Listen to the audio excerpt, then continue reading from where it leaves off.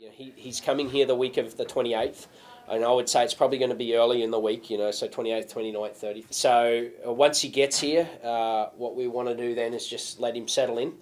He goes into quarantine, and they're in quarantine for a minimum of 30 days. Now, he comes from captivity, so he's already used to people. He was hand-reared, etc. So the chances are that he will settle in very quickly, and there won't be any issues. But now he's 15 months old. He's 410 pounds. He's a big baby, and believe it or not, they're a cub until they're 18 months old.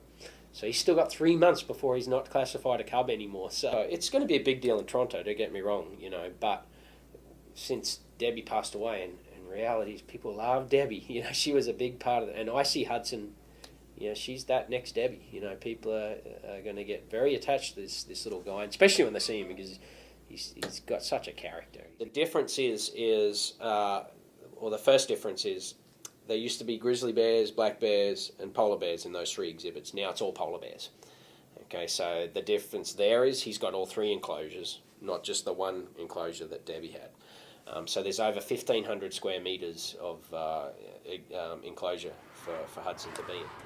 But this technically, the IPBCC is for the orphan bears that are coming from Churchill. We are the transition.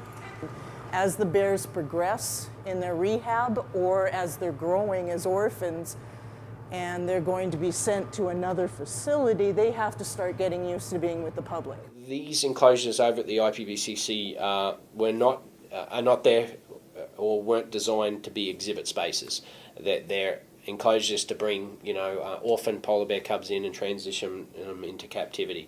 So they won't have the same look as the Journey to Churchill exhibits. The Journey to Churchill exhibits are designed for visitors to have naturalistic looking exhibits. So there's a lot of stuff in there that the bears don't care about, but visually for the public it makes it look like it's out there in Churchill. That's pretty exciting for us.